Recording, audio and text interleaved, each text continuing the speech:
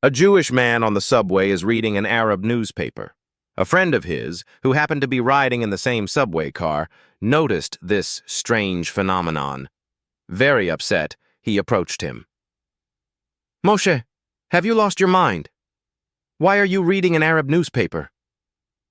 Moshe replied, "I used to read the Jewish newspaper, but what did I find?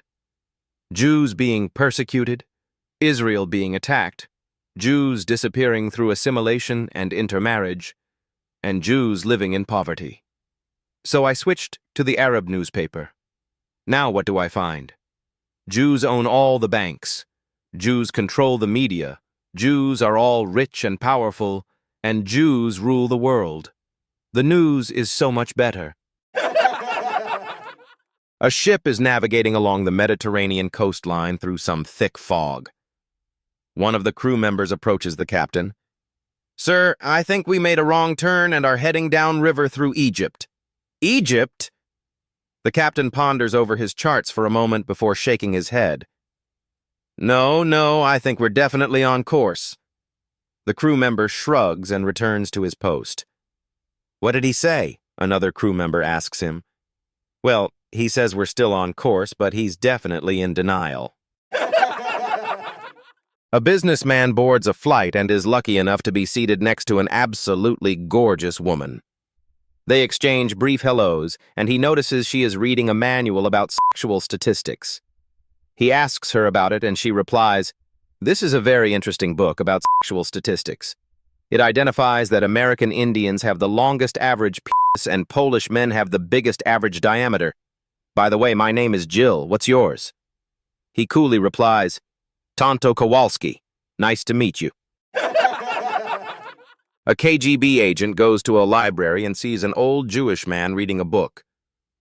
"What are you reading, old man?" he asks. "I'm learning Hebrew, comrade," replies the old Jew. The KGB agent asks, "What are you learning Hebrew for? You know it takes years to get permission to travel to Israel? You will die before you get one." "I'm learning Hebrew for when I go to heaven so I can speak with Moses and Abraham," replies the old man. "How do you know you're going to heaven? What if you go to hell?" asks the KGB agent. "I already speak Russian." A man enters a pharmacy and orders a box of Viagra. The pharmacist asks for about 10 euros and gives him the meds. He opens the box, takes one, and pulls out a 500 euro note to pay. The pharmacist doesn't have enough change to give him, so he offers to go to the bakery next door to get some bread and try to get the money changed and swiftly come back. In the bakery, he asks for a pastry, eats it, and attempts to pay a few euros with the 500 euro bill. The baker also doesn't have enough change to cover the bill, so the man kindly offers, yet again, to go to the butcher's across the way to buy some meat and come back. In the butchery, he buys a couple steaks, gets a bag to take them home, and once again pays with the 500 euro bill. Once again, there isn't enough cash to make change. This time, the man says he's going to exchange it at the pharmacy, only to not return to any of the shops. Later that night at the local bar, the pharmacist, the baker, and the butcher all meet for beers and end up sharing their stories. Seeing how they intertwined, the butcher comments, "God damn, Viagra really must work." The pharmacist and the baker don't understand. The butcher explains, "That bastard only took one and it was enough to f*** us three." At the Polish-Russian border, a Russian border patrol walks down the line, expecting a quiet evening, when suddenly he sees something dangling from a tree. Someone hung himself. Right there, at the border. He calls his partner. "Ivan, come quick, there's someone hanging from the tree. Someone committed suicide right here at the border." "What? Oh, please, no. The paperwork. And in 30 minutes we'd be relieved and I want to go on vacation. Come on, help me. We take him down and hand him over to the Polish side. Let them deal with the guy." And they do. They cut down the corpse and carry it over the few yards past the border to tie him back up onto a Polish tree. Quickly, they walk on and finish their patrol. Not even an hour later, a Polish patrol comes along. The guard sees something dangle in the wind. He pauses, stares at it wide-eyed and yells, "I can't believe it! Miroslav, come quick! He is back." A man is walking home alone late one foggy night when behind him he hears bump, bump, bump. Walking faster, he looks back and through the fog, he makes out the image of an upright casket banging its way down the middle of the street toward him. Bump! Bump! Bump! Terrified, the man begins to run toward his home, the casket bouncing quickly behind him. Faster! Faster! Bump! Bump! Bump! He runs up to his door, fumbles with his keys, opens the door, rushes in, slams and locks the door behind him. However, the casket crashes through his door, with the lid of the casket clapping. Clappity-bump, clappity-bump, clappity-bump. On his heels, the terrified man runs. Rushing upstairs to the bathroom, the man locks himself in. His heart is pounding, his head is reeling, his breath is coming in sobbing gasps. With a loud crash, the casket breaks down the door, bumping and clapping toward him. The man screams and reaches for something, anything, but all he can find is a bottle of cough syrup. Desperate, he throws the cough syrup at the casket, and the coffin stops. 3 contractors are bidding to fix a broken fence at the White House. One is from Chicago, another is from Tennessee, and the third is from Minnesota. All 3 go with a White House official to examine the fence. The Minnesota contractor takes out a tape measure and does some measuring, then works some figures with a pencil. "Well," he says, "I figure the job will run about $900. $400 for materials, $400 for my crew, and $100 profit for me." Rawr. The Tennessee contractor also does some measuring and figuring, then says, "I can do this job for $700, $300 for materials, $300 for my crew, and $100 profit for me." The Chicago contractor doesn't measure or figure, but leans over to the White House official and whispers, $2,700. The official, incredulous, says, "You didn't even measure like the other guys. How did you come up with such a high figure?" The Chicago contractor whispers back, $1,000 for me, $1,000 for you, and we hire the guy from Tennessee to fix the fence. "Done," replies the government official, and that, my friends, is how the new stimulus plan will work. A girl asked her mom, "Mom, may I take the dog for a walk around the block?" Mom replies, "No, because she is in heat." "What's that mean?" asked the child. "Go ask your father. I think he's in the garage." The girl goes to the garage and says, "Dad, may I take Belle for a walk around the block? I asked Mom, but she said the dog was in heat and to come to you." Dad said, "Bring Belle over here."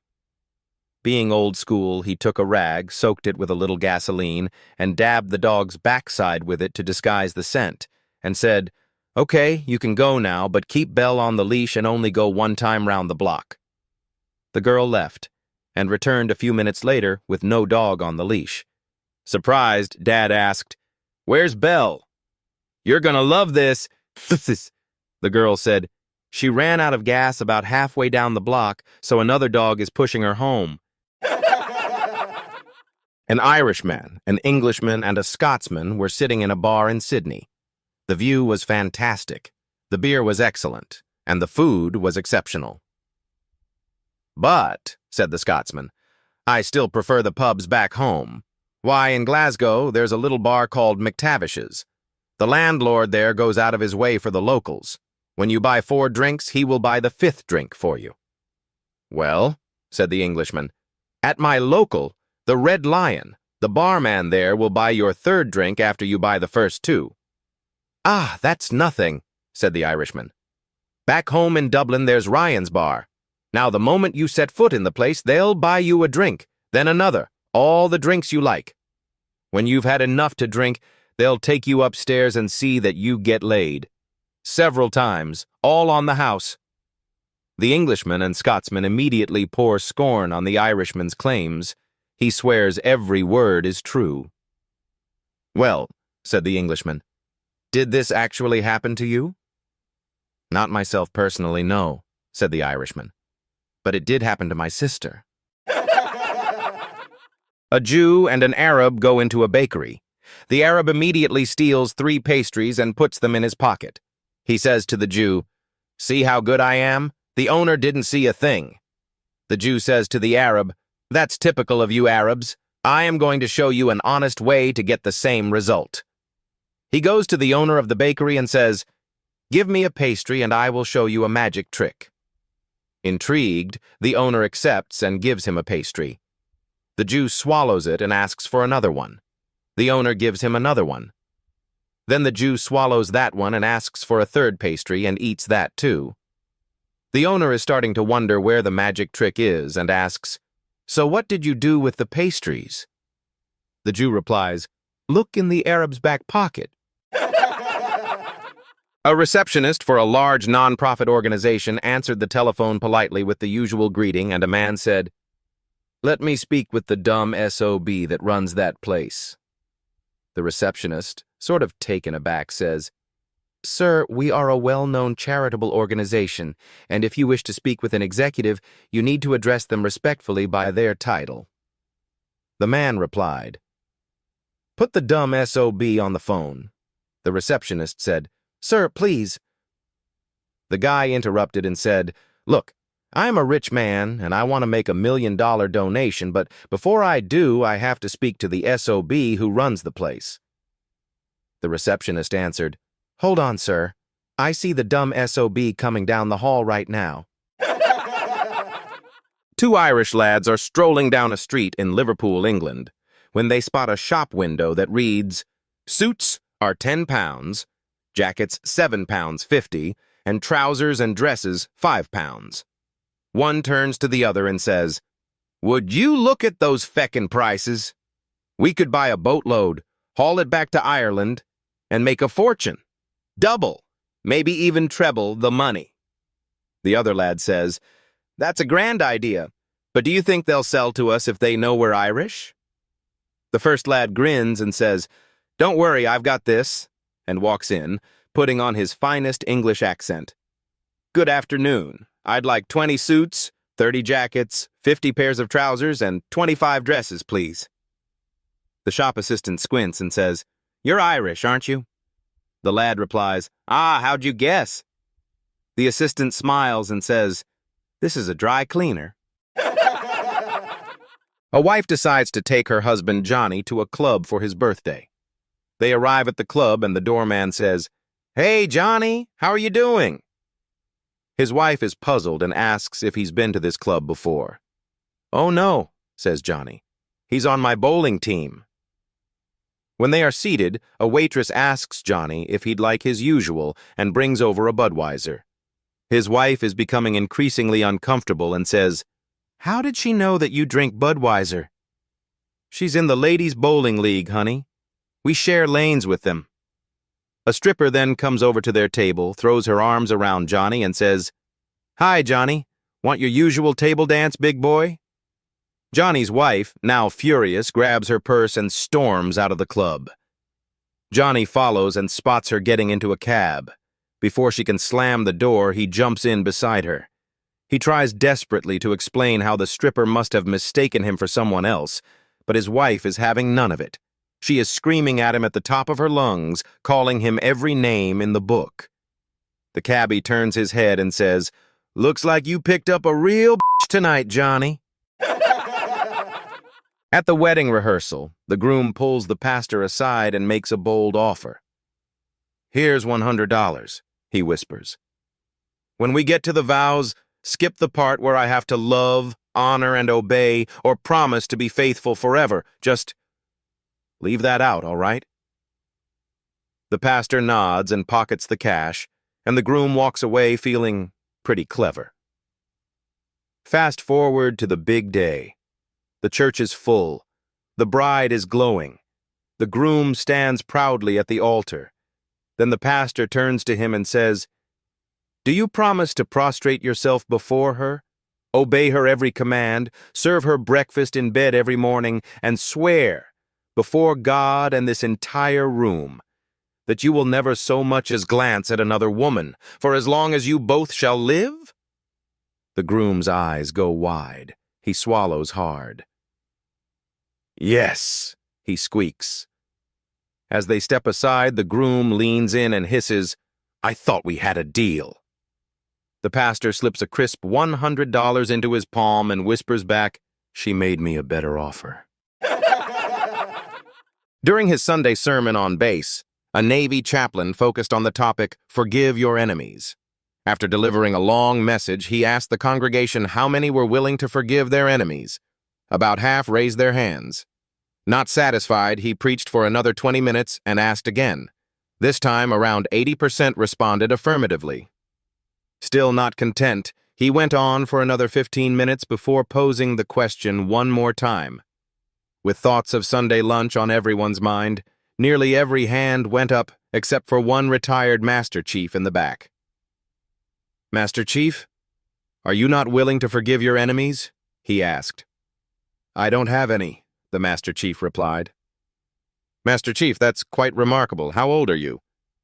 The Master Chief replied, 93. "Master Chief, please come up here and tell the congregation how someone can live to 93 and not have a single enemy." Slowly, the old Master Chief made his way to the front, turned around and said, "It's simple. I just outlived them." A rookie police officer pulls an old biker over for speeding. Officer, "May I see your driver's license?" Biker, "I don't have one. I had it suspended when I got my 5th DUI. Officer, "May I see the owner's card for this vehicle?" Biker, "It's not my bike, I stole it." Officer, "The motorcycle is stolen?" Biker, "That's right. But come to think of it, I think I saw the owner's card in the tool bag when I was putting my gun in there." Officer, "There's a gun in the tool bag?" Biker, "Yes, sir. That's where I put it after I shot and killed the dude who owns this bike and stuffed his dope in the saddlebags." Officer, "There's drugs in the saddlebags too?" Biker, "Yes, sir." Hearing this, the rookie immediately called his captain. The biker was quickly surrounded by police, and the captain approached the biker to handle the tense situation. Captain, "Sir, can I see your license?" Biker, "Sure, here it is. It was valid." Captain, "Whose motorcycle is this?" Biker, "It's mine, officer. Here's the registration." Captain, "Could you slowly open your tool bag so I can see if there's a gun in it?" Biker, "Yes, sir, but there's no gun in it." Sure enough, there was nothing in the tool bag. Captain, "Would you mind opening your saddlebags?